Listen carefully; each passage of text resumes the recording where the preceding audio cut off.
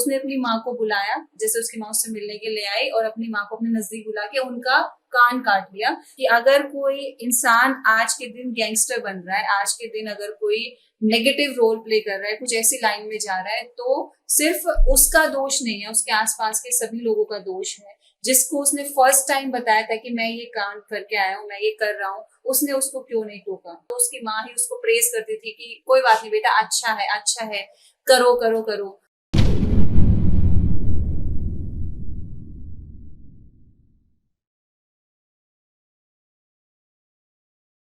आज की शाम आपके नाम आज आए हैं कुछ खास मेहमान। जी हाँ, मिलते हैं अनअकैडमी की एक ऐसी टीचर से जिन्होंने अपने कैरियर की शुरुआत की और अच्छी अच्छी जो आजकल जितनी बड़ी यूनिवर्सिटी है वर्क फ्रॉम होम या बच्चों को ऑनलाइन वीडियो के माध्यम से एसएससी, एसएसबी प्लस सीआईएसएफ या सीजीएल, यूपीएससी की तैयारी करवाई, जो आज हमारे बीच आई है वर्षा जी। वर्षा जी, कैसा लग रहा है आपको? सर बहुत अच्छा लग रहा है यहाँ पर आपसे मिलकर और पूरी टीम से मिलकर, और मैं बहुत ज्यादा एक्साइटेड भी हूँ कि आज मैं आपके साथ और यहाँ पर टीवीटी पॉडकास्ट के माध्यम से अपने एजुकेशनल प्रोफेशनल एक्सपीरियंसेस शेयर करना चाहती हूँ, ताकि लोगों को पता लगे कि कैसे आप किसी मुकाम पर पहुंचते हैं, क्या अप्स एंड डाउन आपको फेस करने पड़े। सो 2016 में आपने ट्यूशन कोचिंग से स्टार्ट की, तो 2017 से लेकर 19 तक आपने एक एनजीओ के लिए भी काम किया। जी सर। सो थोड़ा सा एक बार बताएंगे उसके बारे में? सर एक्चुअली भूमि एनजीओ के साथ मैं वर्क कर रही थी। मेरा यूजुअली वीकेंड जो होता था भूमि एनजीओ को डेडिकेटेड होता था। बेसिकली हम लोग जो भी अंडर प्रिविलेज्ड एरियाज हैं और जो आपके स्लम एरियाज है, वहाँ पे एजुकेशन को लेकर अवेयरनेस क्रिएट करने के लिए भी जाते थे। और साथ में सर बहुत अच्छी चीज मुझे एनजीओ के साथ काम करते हुए ये लगी कि एनजीओ में जो एज अ वॉलंटियर कनेक्टेड थे, जो भी पर्सन कनेक्टेड थे, कुछ असिस्टेंट प्रोफेसर थे, कुछ साइंटिस्ट थे, लेकिन सब लोग का सर हम्बलनेस इतना था कि सब वही क्लीनेस ड्राइव में वर्क कर रहे हैं। तो वहां से सर मेरे अंदर जो मुझे प्राइमरली चेंजेस मिले, एक पेशेंस लेवल बहुत ज्यादा वहां से इम्प्रूव हुआ, और ग्राउंड रियलिटी पे क्या एफर्ट करने की जरूरत है उस पर बहुत ज्यादा वर्क हम लोगों ने किया। हमने ह्यूमन ट्रैफिकिंग जो आपका बहुत ज्यादा प्रिवेल है उसको लेकर बहुत सारे लोगों के साथ इंटरेक्शन किया। और सबसे अच्छा एक्सपीरियंस है मेरा भूमि एनजीओ के साथ ये रहा कि blind relief association of India है लोधी रोड में, हमारा एक इवेंट था जिसमें हमें बुलाया गया था। एनवलप्स और ये कार्ड्स प्रिपेयर कराते थे वो स्पेशल किट से, वहां पे हमें उनकी सॉर्टिंग करनी थी। तो that time I was surprised कि वो इतने सुंदर कार्ड्स ब्लाइंड किड्स ने वहां पर प्रिपेयर किए हुए थे, जो अगर मैं अपनी बात करूं, आई डोंट थिंक कि मैं इतनी मेहनत से, इतनी बारीकी से कोई काम कर पाऊंगी। तो उससे मैं बहुत ज्यादा इंस्पायर हुई, और वहां के बच्चों में से बहुत ज्यादा ही डेडिकेशन था। तो ऐसे करके भूमि एनजीओ के साथ काम करते करते बहुत सारे चेयरफुल मोमेंट्स, बहुत सारे बच्चे वहां से अच्छे अच्छे स्कूल कॉलेजेस में पढ़ रहे हैं, तो उनसे जब बात होती है तो वो भी एक बहुत अच्छा एक्सपीरियंस होता है। तो भूमि एनजीओ ने एक जो लाइफ में आपके ठहराव होता है ना, आपके नेचर के अंदर एक होता है कि सोचो, मतलब देखो कि आप बहुत ही ज्यादा लकी हो कि आप यहाँ पर हो। एक आप उन्हें देखो कि वो कहाँ से उठ के कहाँ आ रहे हैं। तो भूमि एनजीओ में से काम करके बहुत ज्यादा अच्छा लगा। अभी भी मैं कनेक्टेड हूँ, अभी भी वॉलंटियर इवेंट्स के लिए, इवन जो स्पेशल मीट्स के लिए वो बुलाते हैं तो हम लोग जाते हैं, तो बच्चों के साथ भी मुलाकात होती है, हमारे साथ जो को वॉलंटियर्स है उनके साथ भी मुलाकात होती है। तो काफी अच्छा एक्सपीरियंस है सर। मैम, एसएससी ट्यूब, अड्डा 24/7 और आज अनअकैडमी, आप टीचर रही हैं, आपने बहुत से बच्चे एजुकेट किए हैं, ऑनलाइन क्लासेस, लॉकडाउन कोरोना के टाइम पे भी आपसे बचे हुए। सो आपको कैसा फील होता था जब बच्चे पढ़ते थे और स्क्रीन पर कई सारे बच्चे हैं और आप पढ़ा रहे हैं? सर इनिशियली अगर मैं बात करूँ तो थोड़ा सा डिफरेंट होता है, ठीक है। आप एकदम से ऑफलाइन से जब ऑनलाइन में आते हैं, क्योंकि आपको आदत होती है सामने पे बहुत सारे स्टूडेंट्स को देखने की, उनके फेशियल एक्सप्रेशंस को देखने की कि उनको समझ आ रहा है नहीं आ रहा है, ठीक है। तो ऑनलाइन मोड थोड़ा सा डिफरेंट है कि आपको स्क्रीन पर कमेंट्स दिख रहे हैं, आपको उन कमेंट्स को ही देख के समझना है कि बच्चा आखिर पूछना क्या चाहता है, उसको वो चीजें क्लियर हो रही है कि नहीं हो रही है। तो इनिशियली थोड़ा सा डिफरेंट था। उसके बाद जैसे बच्चों के फीडबैक्स आते गए कि मैम हमें कंटेंट में, क्लासेस में थोड़ा सा और इंटरैक्टिव माहौल चाहिए, और क्लास में क्वेश्चंस के बाद थोड़ा सा ब्रेक लेके हमारे कमेंट्स को लेकर फोकस कीजिए। तो ओवरऑल काफी अच्छा एक्सपीरियंस रहा। इनिशियली मैंने बहुत सारी चीजों पे बहुत ज्यादा वर्क किया, क्योंकि कैमरा फेस करके पढ़ाना और स्टूडेंट्स के आईज में कांटेक्ट करके पढ़ाना बहुत डिफरेंट है सर दोनों चीजों में। मेरा ना एक बहुत ही अच्छा सवाल है आपसे, मतलब ये मेरा पर्सनल सवाल है आपसे जी सर। और बहुत लोगों का भी सवाल होगा ये। जी सर। रियलिटी अगर आप इस चीज की मानो तो मतलब हर दूसरे कदम पे इस चीज को फेस करते ही करते हैं। अब होता ये है कि मैंने अपनी फॉर एग्जाम्पल मैंने अपनी 9th क्लास जिस स्टैंडर्ड से पास की, मैं उस कॉलेज में फेल हो गया हूँ। ठीक है, 9th फेल होने के बाद सबको पता है कोई भी स्कूल में अगर वो 10th में एडमिशन नहीं ले सकता, पहले उसको 9th दोबारा करनी होगी। लेकिन बहुत स्कूल ऐसे हैं जो एग्जाम ले लेते हैं, 10th में डायरेक्ट एडमिशन दे देते हैं और वो बंदा बोर्ड में फर्स्ट डिवीजन से पास हो जाता है। सो अब आप एक बात बताइए, क्या वो 10th वाला स्कूल बेस्ट है या 9th वाला स्कूल बेस्ट था?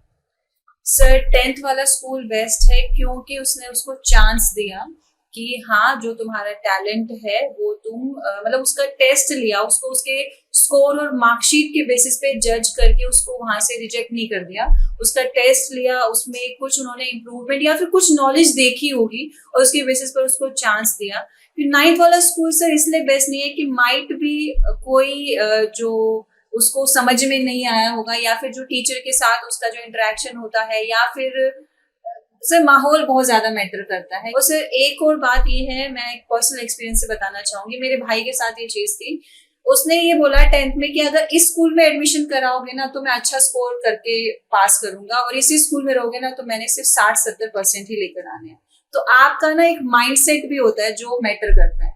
तो माइट भी उस बच्चे का मन ही ना हो, हालांकि बाद में उसको रियलाइज होंगी कि मेरी बहुत ही बचकानी हरकत थी, लेकिन सर वो एज ही ऐसी होती है। आपकी जो 9th-10th के टाइम पे जब आपकी पबर्टी की एज होती है, आपको मतलब ऐसा लगता है कि आप जो चाह रहे हो वो आपको मिल जाए और उसको नहीं भी मिल रहा है तो आपको समझाने वाला ऐसा हो कि आप आपको कन्विंस कर ले कि जो आपके पास है ना बेटा वो सबसे बेस्ट है।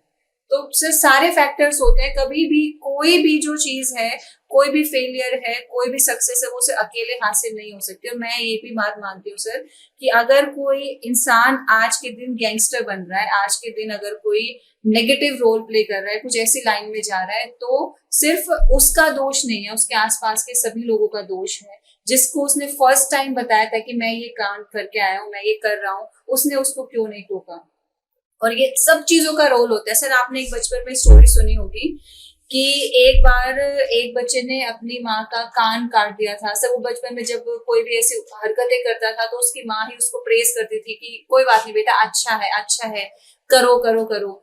तो वो इतना ज्यादा एग्रेसिव उसकी ग्रोथ हुई, इतना ज्यादा ही वो एग्रेसिवली ग्रो हुआ और उसके अंदर इतने ज्यादा नेगेटिव थॉट्स जो है बचपन से ही इनकलकेट हुए कि एट द एंड उसने जब उसको मतलब किसी पर्टिकुलर काम को अंजाम देने के लिए जेल में बंद किया गया तो उसने अपनी माँ को बुलाया, जैसे उसकी माँ उससे मिलने के लिए आई और अपनी माँ को अपने नजदीक बुला के उनका कान काट लिया। तो जब पूछा गया कि ये क्यों किया, क्योंकि आप जिम्मेदार हो, अगर आप मेरे को मेरी पहली गलती पे टोकते, रोकते और मुझे समझाते कि बेटा ये गलत है, ये मत कर, तो आज मैं जहां पर हूँ मैं वहां नहीं होता। तो मेरा सर मानना है कि बेसिक और जो इनिशियल अपब्रिंगिंग है ना किसी की भी, वो बहुत ज्यादा मायने रखती है। तो जो आप ये बोल रहे हो ना कि 9th में फेल हो गया और 10th में उसने स्कूल चेंज किया, अगर वो 9th में वहां फेल हुआ होता, उसके एजुकेटर्स, उसके जो टीचर्स है उसके साथ इंटरेक्ट करते, फैमिली वाले इंटरेक्ट करते और समझाते कि भाई तू उसी स्कूल में जा और सिर उठा के जा और अपना जो तुमने करना है वो अच्छे से कर, तो इसी स्कूल में भी मेरिट से पास हो सकता है, तो वो कर लेता। आपके परिवार ने जब आपको मतलब आप एजुकेशन कर रही थी और आपने फर्स्ट टाइम टीचिंग में स्टार्ट किया, सो आपके फैमिली का क्या मतलब रोल था कि आप टीचिंग में ही जाओ या ये क्या कर रही हो, कैसे कर रही हो, कोई सवाल? सर इनिशियली एक्चुअली मेरी मम्मी जो हैं वो भी टीचिंग में परस्यू करना चाहती थी, तो उनका यही था कि मैं भी आगे टीचिंग करूं। और मुझे सर स्टार्टिंग से ही जब आई थिंक मैं 10th और 12th क्लास में थी, बच्चों को पढ़ाना अच्छा लगता था, मतलब आ रहे थे स्टूडेंट्स जो पढ़ते थे, तो एक जो था ना ये मुझे स्टार्टिंग से ही अच्छा लगता था किसी को बताना और with example, with some instances कोई चीज क्लियर करना। तो जब उनको फाइनली ये पता लगा कि मैं कंप्लीट होल सोल टीचिंग में ही परस्यू कर रही हूँ, एसएससी ट्यूब के साथ कनेक्टेड हूँ, तो ओवरऑल उनको काफी अच्छा लगा। उनका यही कहना था कि हमें तो पता ही था, हम तो चाहते ही थे कि तुम टीचिंग करो, तो सर काफी अच्छा रहा। वैसे बच्चे आपको किस नाम से बुलाते हैं? बहुत से स्टूडेंट है ना अपने टीचर का निकनेम रख देते हैं, तो आपका भी निकनेम होगा कुछ? सर ये साइंस टीचर बोलते थे क्या पता इनिशियली। लोग कमेंट में आके बोल दें। सर बहुत अच्छी बात है सर, कमेंट में बता देंगे तो मुझे भी पता लग जाएगा। प्लीज कमेंट में जरूर बताना कि जो भी मेरे साथ आज तक कनेक्टेड स्टूडेंट्स हैं वो मुझे किस किस निकनाम से बुलाते हैं। जी सर। अच्छा, कोई आपका एक फेवरेट स्टूडेंट रहा हो कि जिसे आप चाहती हो कि यार ये जरूर मेरी अचीव कर लेगा एक दिन वो? सर ऐसे काफी ज्यादा स्टूडेंट्स हैं, काफी सारे स्टूडेंट्स हैं। कुछ के नाम जो मुझे अभी याद आ रहे हैं, लाइक सौरभ है, अमन है, दीक्षा है। तो मैं ये चाहती हूँ क्योंकि उनका जो डेडिकेशन है और अपने काम को लेकर उनके जो डाउट्स हैं और हर एक चीज को लेकर नोट्स प्रिपेयर करना, बिल्कुल अलर्ट रहना, तो मैं दिल से चाहती हूँ कि कल के दिन लाइफ में जो वो चाहते हैं वो जरूर अचीव कर ले। क्योंकि एक जो होता है ना सर, टीचर को लेकर रिस्पेक्ट भी कर रहे हैं, अपने जो भी उनके डाउट्स हैं पढ़ाई को लेकर सीरियस भी हैं, अगर कोई काम बोला है कि ऐसे करना चाहिए वो कर भी रहे हैं, तो लगता है कि हाँ इस बंदे में और बंदी में दम है, कल के दिन इसको वो अचीव कर लेना चाहिए जो ये चाहता है या चाहती है। श्री कृष्ण जी से जुड़ा हुआ सबसे पहले क्या तथ्य रखते हो उसके आगे? सर यही है कि देखो, नटखट शरारतीपना ये सब चीजें भी आपके अंदर होनी चाहिए, लेकिन आपको ये पता होना चाहिए कि कहाँ पर आपको स्विच करना है। ठीक है, आपकी लाइफ में एंटरटेनमेंट भी होना चाहिए, मौज मस्ती भी होनी चाहिए, लेकिन जहां पर आप हो उस जगह का माहौल बना के रखो। अब आप पढ़ रहे हो तो आपका फोकस पढ़ाई पे होना चाहिए, अगर आप खेल कूद रहे हो तो आपका फोकस यहाँ होना चाहिए, आप दोस्ती यारी निभा रहे हो तो आप वो दिल से निभाओ। अब सर वही है कि श्री कृष्ण भगवान के इतने फॉलोअर्स हैं, लेकिन वो सुदामा को अपना प्रिय मानते हैं, उनके पास इतने पावरफुल वेपन्स हैं, सुदर्शन चक्र है, लेकिन वो बांसुरी हाथ में लिए हुए हैं। ठीक है, तो द्वारका के लोग उनको जानते हैं, उनके साथ इंटरेक्शन। तो सर वही बात है कि आप जहां पर हो आप वहीं से जाने जाते हो। तो श्री कृष्ण भगवान की ये कुछ जो महत्वपूर्ण बातें आप अपने जीवन में अडॉप्ट करते हैं तो आप बहुत आगे तक जाते हो।